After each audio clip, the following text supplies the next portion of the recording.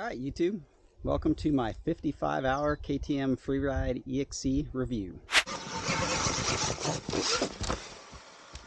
Alright, so just like all my reviews, these are completely freestyle, likely have very bad lighting, and will probably really windy and hard to hear.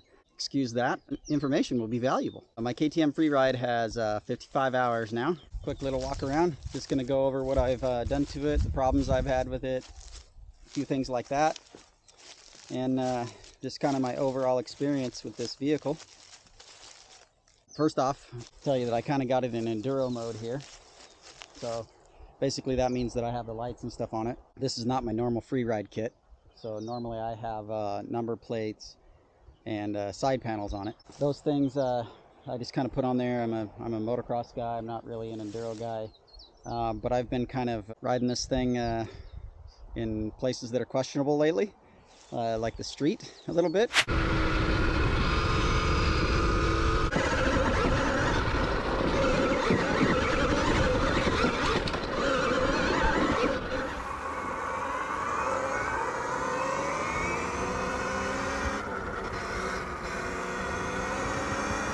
I'm not telling anybody they should or shouldn't do that, but I do plan on getting this street legal pretty soon, and I'll hope to put a video on that. Maybe that happens, maybe it doesn't. It's really hard to get them street legal in my state, so I'm gonna be working on that. I've got it kind of in enduro mode now, right, with the lights and stuff on it. Overall, my experience with this thing has been very, very pleasant. Kind of my primary motorcycle, I guess you could call it, for the last 2 years. It's just because it's, you know, you can ride it anywhere. No, doesn't make any noise. I'm here at a friend's private property, and it's got neighbors around, and nobody even knows that I'm on this thing, and just rip around and play around in the yard.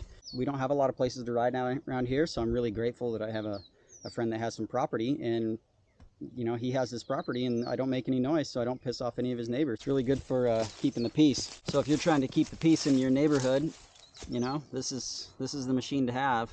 Currently, I would say the best electric bike on the market that's actually produced. Of course, the Alta was a superior machine to this, but this wasn't really ever meant to try and compete with an Alta. This is really just a play bike. With that said, it's a very capable play bike, being that it has more power and it's a whole lot faster, more torque than the other bikes that are in the category with it. It's much more capable in those as far as going fast, just straight up fast with somebody on it.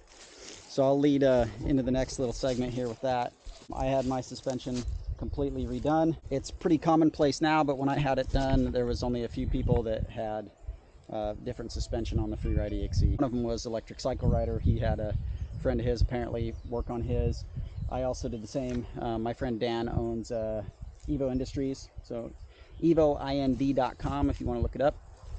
And what he did is we gutted these forks out. Their stock internals are gone. I believe it's a K-Edge kit inside here, and it basically has supercross valving. The settings to get this thing working right, of course, were very experimental, so I kind of added my weight and the extra weight of the battery, and took into consideration that the suspension is very similar to what's on an 85 SX. I told him to basically valve it for a Vet Pro Danger Boy Deegan. I have a Danger Boy Deegan 85 SX valving if he was to weigh 245 pounds. That's what we did, and it works pretty good. It's I would still say it's a little bit on the soft side for me. I had another friend of mine's suspension done at the same time. He's about a 200-pound beginner, and it works great for him. He loves it. I was planning on sending my valve stack back to Dan. It's just really hard to send shocks and stuff from Hawaii without it being a humongous expense, and so I haven't done it yet. Most of the time, I'm not, you know, really jumping the crap out of this thing anyway. I was basically wanting to put freestyle suspension on it, just stiff as hell. Well, the stuff I'm riding today, it's not really conducive to that. It's the rebound's a little slow and things like that for choppy woods, which is what the bike was originally set up for. Yeah, we've got 55 hours on it now. It's been really good to me. Kind of beat it up a little bit. I popped a couple of spokes actually on this property. There's a lot of holes in the ground here in Hawaii, and so what you run into is these lava tunnels. We lead through a lava tunnel, and when the rim hit it, it popped the spokes. I maybe had them a little bit too tight, but Anyway, pop 2 spokes. It's basically just like a 1990s motocross bike wheel set, or like a modern day 85 wheel set, but in the 1821. You know, the power's pretty good. I ride it in mode 3 most of the time now. I'm used to the throttle modulation. That was a little bit to get used to. So if you're planning on buying one of these things, the first about 3 rides you ride it, you will be a little bit weirded out by the throttle modulation. There's also no clutch to slip, so you can kind of grab too much of a handful a lot of the time if you're on a little bit more technical terrain. I would suggest riding it somewhere not technical, you know, maybe your first 3 rides. Maybe that's what you bought it for, was a little bit more technical stuff, but don't do it your first 3 rides so that you can get a feel for the throttle modulation. And then once you do, you'll also get a feel for how the rear brake can work like a clutch. You can kind of load the rear brake up. It actually loads up the wheel instead of slipping the clutch, but it kind of works in the same fashion. In the real technical stuff, one of the things that is really kind of a disadvantage to this bike that you also get used to if you ride it, you know, a decent amount, and especially if it's your primary bike, it won't bother you at all, but it is top heavy because of the battery. You know, the battery is 63.5 pounds on my bathroom scale, carries a lot of weight up high. I just describe it to people like it's like riding a desert bike with a, you know, 5.7 liter gas tank on it or something very, very heavy up high. It kind of steers a lot slower. The electric bikes handle a lot different. I'm not going to try and explain it. You can go watch some of my other videos and stuff if you want. You kind of got to get used to it. It's a whole new machine. Everything about them is completely different than a gas bike. So it's kind of just take your whatever you're thinking in your mind with your gas bike and just throw it out the window. Totally different animal. This rear sprocket on mine's slightly bent. Happens in Enduro stuff all the time. It's just an aluminum sprocket, you know, kind of skeletonized. I think I smashed it into a rock, probably out here. Still got the stock chain, stock sprockets. The sprocket actually looks good other than it's a little bit bent. I converted mine to foot pedal rear brake. Whole separate videos on that, and I'll try and link everything down below for you. I have a brake pedal kit on there, and I had a little bit better spring setup on here, but I don't know, I hit it on something and ripped it off. So right now I've got a Home Depot spring and a little bracket made out of a piece of conduit clamp. But it's got the Formula brake. It's the same thing from a, you know, 85SX or 65SX or one of the gas bike Freerides. Mine's a 2020, so it has the older style Formula on it.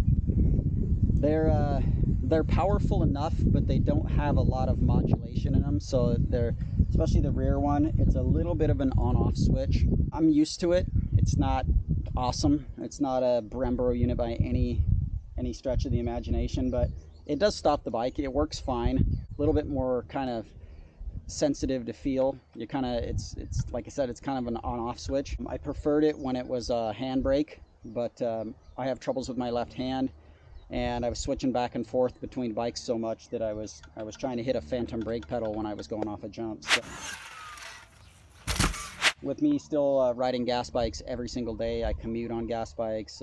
It was a little bit too much for my brain to handle jumping back on this thing on weekends and trying to perform somewhat decent on it. Probably about my 5th set of tires I've had on this bike, I think.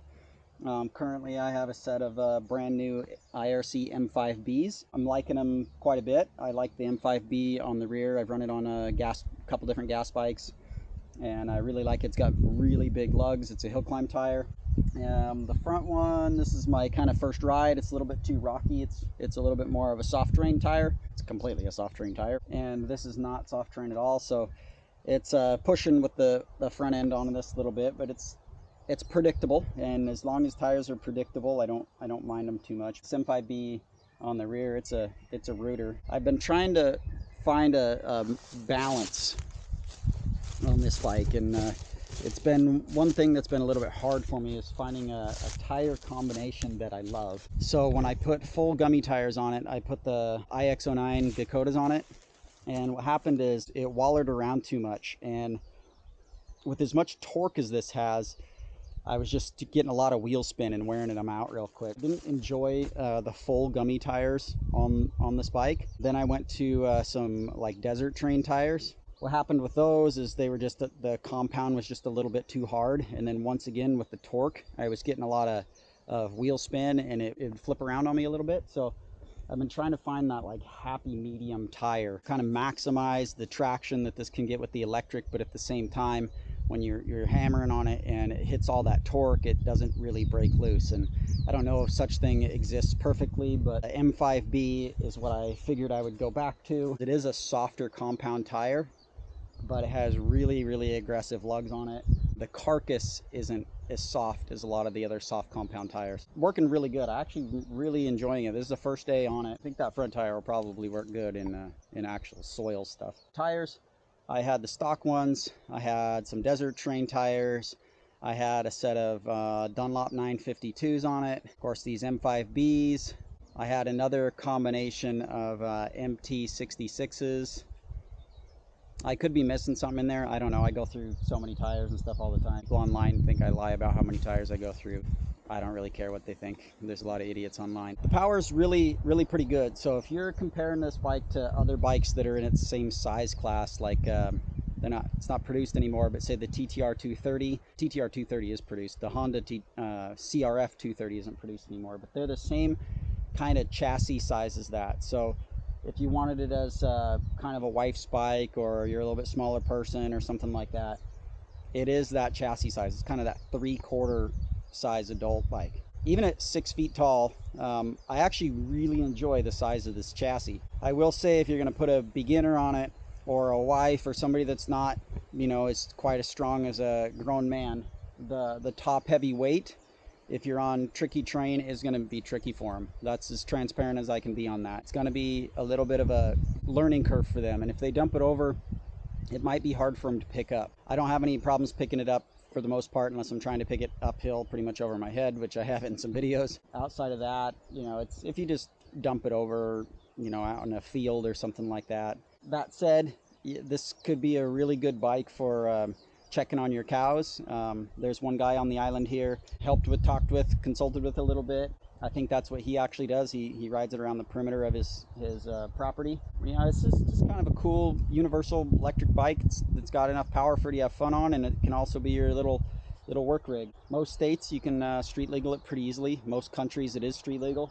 As long as you got less than 30-mile commute, you'll be fine. I've ridden it on the road a few times.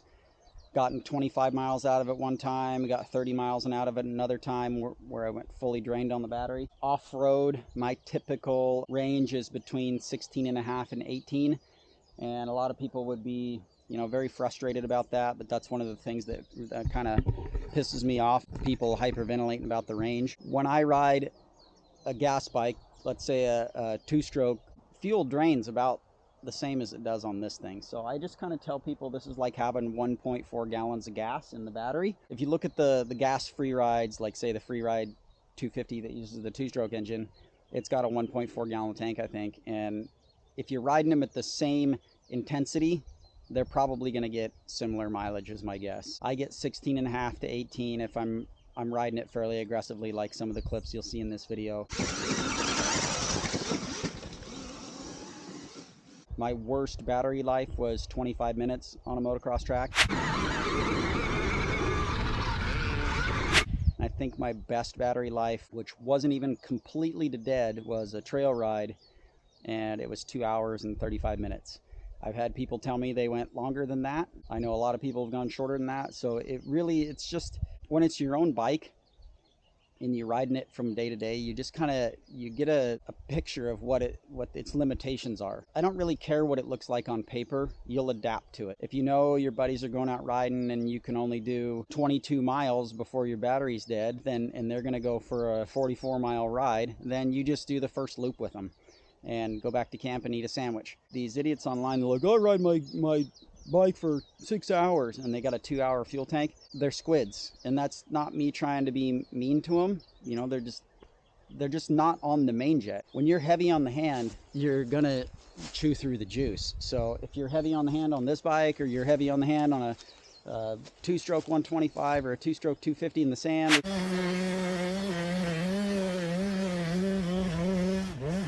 you're burning through fuel. I don't know how to explain it to anybody any different. Your average goat roper that's getting 6 hours of a trail ride on his two-stroke with a 2-gallon tank, he's going to get the same damn time on this thing almost, because he's just not giving it any fuel. It's not rolling, it's not idling, it's not using, it doesn't have a carburetor. It's just electric. So when you give it juice, it goes. When you're coasting downhill, you're not using juice. So on a gas bike, you'd still be using juice. You would be either coming on compression braking or idling. These things, all you're doing is turning over a water pump, and it doesn't take very much juice to turn over that little water pump. If you do 10 miles up a hill and you almost run out of juice, then you can coast all the way back down and basically use no juice. And so you got 20 miles on a tank. It's just a different math equation in your head. So that was kind of a long-winded rant on battery use. Yeah, so I mean, I've done everything with this thing. I've jumped it, I've taken a motocross, I've taken it in some hard enduro type situations. Maybe not the craziest enduro stuff, but mortal human being stuff. I have taken in some of the craziest situations too. I forgot about that. I've been places that no motorcycles have ever been before. Whoa. Okay, I think we can make that.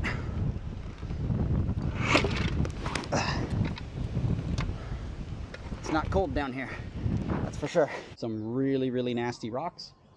This stuff that I ride in is treacherous crap. It doesn't look like it. This looks like a grassy field, but there is rocks all over in it, and they roll around. In Hawaii, everything is very light rock, and it moves. And so you're going through this grassy field, and it's just trying to throw your front tire every which way. It's a very tricky terrain to ride in. I don't think people really understand when they watch my videos what the hell I'm riding in. A couple of rocks out of the track here. These are not awesome to hit. It's like the pigs have been digging up stuff over there. Some bones in the track.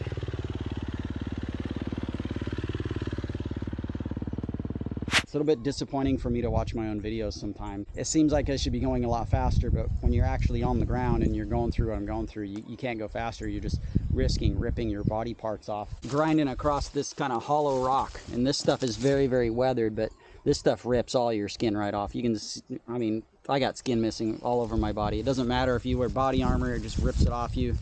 It's just like falling on a cheese grater. Here's a good example of what's under the grass here. So if you look at this stuff, I mean, it's just a cheese grater. It is really, really nasty. So our tires just get torn to bits. Here, I'll show you here. This is the front tire, brand new today.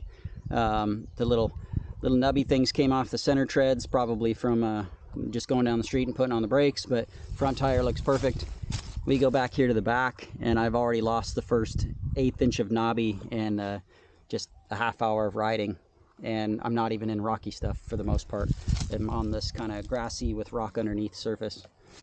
On the back here, I put a little wing nut and a bolt through it so that I can put my license plate, take my license plate on and off there. It's just my little version of a quick release where I can just spin the wing nut. I drilled a hole in the plate to put it on.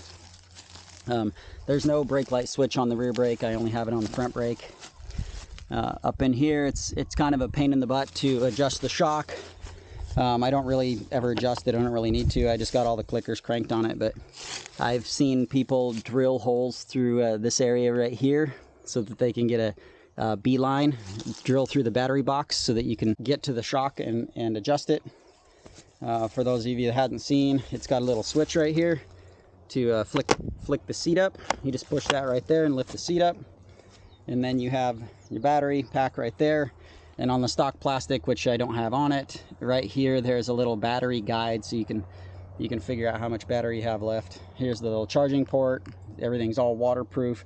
You can totally submarine these things if you want. I have not done that. I've had mine probably about this deep, which is deep enough for all the high voltage electronics to be underwater for the most part. I don't make it a habit to drag this thing through the water because who knows what I've cracked and broke and stuff on some other ride that I crashed on rock. I have videos on this.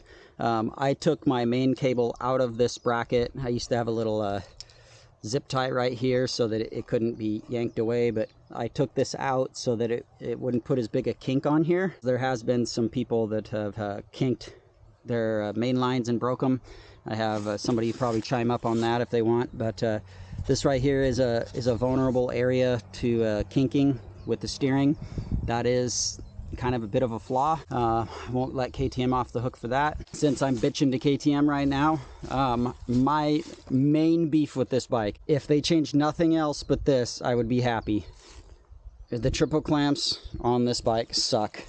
They are completely adequate for an 85SX, but this bike weighs a lot more than an 85SX, and this does not have enough surface area. You dump this damn bike over, every time it knocks the steering out of alignment. And I'm afraid to, you know, clamp it anymore, because if you clamp it, what happens is it ends up binding the forks. Your suspension action isn't as smooth. So these things with the proper torque on them, they just don't hold strong enough to keep from knocking the alignment out.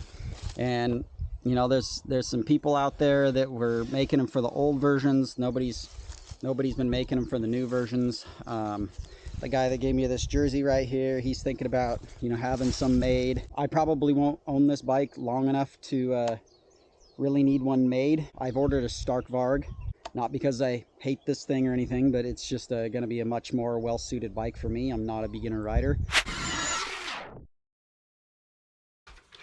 I don't know, I can ride that bike anywhere I want to, for the most part, except for the street. I haven't been unhappy with this Freeride.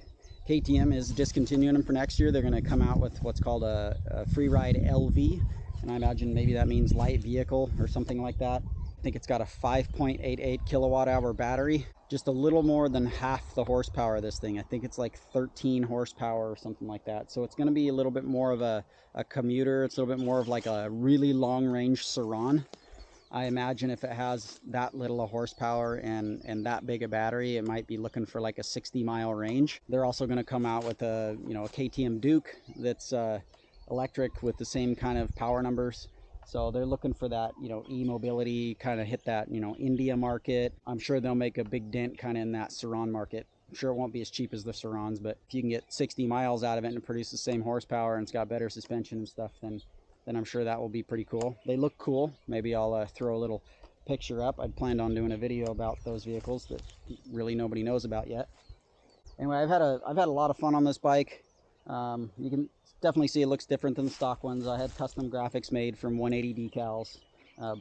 I designed it and Breyer made it up for me, so it's kind of cool. Just a little bit different. The front end was all white too, but when I put the orange headlight back on, I kind of just tied all the orange together. So I think it looks kind of cool.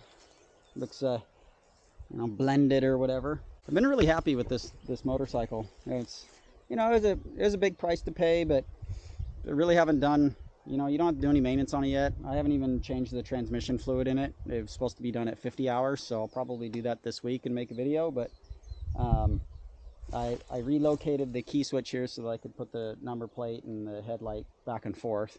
Because I got lots of videos. I got a whole playlist on this if you guys want to watch videos. It's been stable. It's been dependable. I've had 3 different kinds of foot pegs on here. I've had stock ones. I've had Fastway Evo 3s. I've had S3s. They all seem to work good. I like kind of the S3s the best. I put those on my 200 SX, and this just has stockers at the moment. It's been a good vehicle. If you guys have any questions about these things, just put them down below. I'm really good about answering questions. I'm actually a lot better about answering questions than I am making videos. Most of you probably all know this stuff, but the power zones are 1, 2, and 3. Mode 1 is just, it's very weak. It's got the regeneration in it, but I don't mind that it has power mode 1, because even though I basically never ride in it, I can put somebody that's an absolute beginner. I could put my 65-year-old mom on this thing, and as long as she could stay upright on it, she could ride it, and it wouldn't be intimidating. It's just like a super slow scooter in mode 1. Only does like 31 miles an hour or something like that. Mode 2 is really nice when the terrain is slippery, because you can't grab a handful of that torque. That's Enduro mode. Works really well for that. It gives you full power off the top end. At least it feels like it does. Across the bottom and the middle, it's a whole lot smoother. It's not gonna, you know, when there's a lot of traction, it's not gonna yank the front wheel the same. It delivers everything a lot slower. And then in mode 3, for a bike that only has, you know, 24.5 horsepower, it makes basically as much torque as a 300 two-stroke wide open. And so I mean, it rips off the bottom. It just only gets up to about 41 usable miles per hour if you're really trying to like go fast on it. So when you get it on a big motocross track, it's not that. But if you can ride it on something that's like arena cross speed or real small tracks where you only really get to about 40-45 miles an hour, anything up to 40 miles an hour on this thing, it's shredding. It's a performer. Just to try it out, I left the stock whatever these are, 47 tooth on, and then I changed to a 12 tooth front sprocket. This is an 11 tooth from the factory. The 12 tooth sprocket, my seat of the pants feel, it was like mode 3 turned into mode 2. But what happened is it didn't feel like I got any battery benefit or any speed benefit from that, having an adult body on this thing. Off-road riding, I didn't feel like I got any additional speed, being that it reduced the power at the wrist. I didn't like it, so I only ran the 12 tooth sprocket, I think, for maybe a couple rides. Just a couple weeks ago, I saw another guy whose kid's racing these things. They put a 13 tooth sprocket on the front and went to some smaller rear one so that they could get 55 miles an hour out of it, so that they could keep up with some super minis in desert racing. I put a 13 tooth sprocket on here and still the same rear. I rode it partway up the street and it did not have enough power for me. End of story. I didn't even want to ride it for more than a minute. It just sapped so much out of it. I could imagine with a really light kid, you know, a maybe 100-pound kid on it, not a 175-pound, you know, man, that if you were just flat out down some straightaway in the desert, it could potentially be good for that. That said, if you had, you know, if you're a beginner rider yourself and the mode 3 is too intimidating for you, and you know, maybe you'd want even a little bit mellower mode 2, you could definitely put a 12 tooth on there, and I think that would be like really good for somebody that's just getting into riding. It's a whole lot less surprising. You know, the back wheel won't slide out and get away from you as easily. Always make sure that you put the kickstand up in the band if you're going to get real aggressive on it, because it's got a shiny spot right here. That's where the boot hits. It will push it down from your boot if you got bigger feet. You can flip these for, you know, tighter woods handling or better high-speed handling. I always want it better high-speed handling because it turns just fine for me, so I always run them back and get more wheelbase. Took the stock chain guard off. All it does is catch sticks and grass and crap, and I don't want to deal with it. The DMV wants those things on there, and I don't. All right, so I figured that's a pretty long video. The last 2 years on this thing's coming on its 2-year anniversary here in a month. So that's 55 hours in 2 years. That's a lot for me. I know that might sound pathetic for a lot of people, but I don't get to ride very much, a lot less than I really want to. I get 1 day off a week if I'm lucky, and then I don't really have very many friends that are riders, so they're out surfing or, you know, doing some other thing and not riding. So unless I want to ride by myself, which is really pretty dangerous at the paces that I'm able to keep, don't like to really ride by myself too much. 2 years, 55 hours, I think 17 hours in those 2 years on my gas bike, so almost all of my riding was on this bike. And that's what I have to say. If you're just a weekend warrior and you don't get out very much and your gas bike just rots in the garage because you don't get to ride it because you have to go somewhere to ride it, these things are good. And you know, KTM's discontinuing them, so KTM's pretty good about having parts, especially since this bike shares parts with so many other bikes, like the other Freerides and the 85s and 65s and stuff like that. Most of the components are still being manufactured for other vehicles. But yeah, I've really enjoyed my time with the Freeride, and I've actually had a couple people here just recently want to buy it from me, so I'm not worried about you know, getting rid of it when I do get my Varg. But we'll see. Maybe I get my Varg and this is street legal and I just use this as my commuter. It would be a really nice commuter.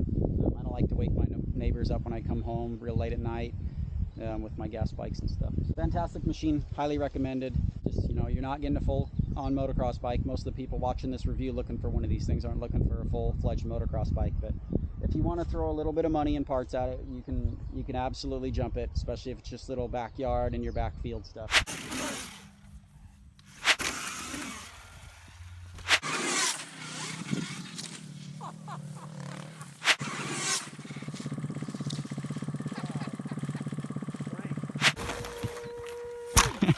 Nice. Dude, this is your badass, huh? Yeah, thing's fun, isn't it? You can ride this in your backyard. I do. Yeah. I ride it in the street at night. Yeah, you can make a track in your backyard. Huh. Appreciate you guys following me all these years, and if you haven't subscribed, then please subscribe and hit the notification bell. I'll link the playlist here at the end. We'll call it right over here. And check out some of these other videos. And like I said, I love your comments, so put your comments down there. Let me know what you think. Tell me if it sucks. Tell me if it's good. I don't care. I'm a pretty unfiltered guy. I'll tell you how I feel. So thanks for watching. Take care.